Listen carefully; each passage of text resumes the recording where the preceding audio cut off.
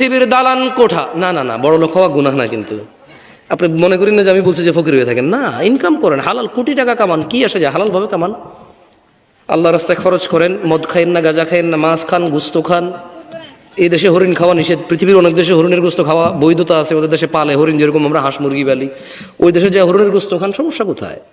কথা বোঝেন নাই? ছাগলের মতো তো হরিণ বোঝেন না, হরিণ ছাগলের মতো। হ্যাঁ, খান, টাকা আছে খান, বিদেশ যান, ঘুরেন, হরিণের গোস্ত খান, বিয়ে একটা দুটা তিনটা চারটা করেন, প্রেম করিয়েন না, জানা করিয়েন না, পতিতালয় যায়েন না, প্রতিবেশীর ইজ্জত নষ্ট করিয়েন না, পয়সাওয়ালা হন। কিন্তু শোনেন, ওয়াফারিহু বিল হায়াতিদ দুনিয়া ওয়া মাল হায়াতুদ দুনিয়া ফিল আখিরাতি ইল্লা মাতা। যারা পৃথিবীর জীবনের আনন্দে মেতে আছে, আল্লাহ বলছে আখিরাতের তুলনায় পৃথিবীর এই দালান কোঠা, নারী, গাড়ি, বাড়ি, সম্পদ, সন্তান, ইভেন ক্ষমতা, সবকিছু কতই না নগণ্য। দিনী ভাইরা, আর কত ব্যাখিয়ালিতে গত 100 বছর থেকে ওয়াজ চলে, গত 500 বছর থেকে লেকচার চলে। আপনার বয়স 40 বছর, গত বুঝ হয়েছে থেকে ওয়াজ শোনেন, আগামী 20 বছর বেঁচে থাকলে আগামী 20 বছরও শুনবেন। কিন্তু কেন এই ওয়াজ আপনার কাজে আসে না? কেন আপনি উদাসীনতায়, বেখিয়ালিপনায় পড়ে আছেন? আমি জানি না। আফাহাসিবতুম আন্নামা খলাকনাকুম আবাসা, আপনারা কি মনে করেন আল্লাহ আপনাদের সবাইকে সৃষ্টি করেছে অনর্থকভাবে? ওয়া আন্নাকুম ইলাইনা লা তুরজাউন, আল্লাহর কাছে কি আল্লাহ আপনাদের ফিরাই নেবে না? দিনী ভাইরা, ইকতারাবা লিন্নাস, ইকতারাবা লিন্নাস, মানুষের হিসেব নিকেশের সময় আসন্ন।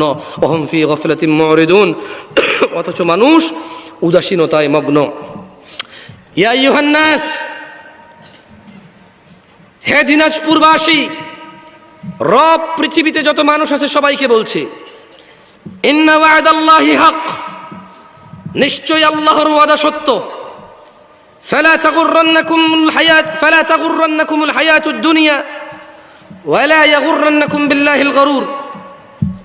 নিশ্চয় আল্লাহর ওয়াদা সত্য, অতএব দুনিয়ার জীবন যাতে তোমাদের কিছুতেই প্রতারিত না করতে পারে।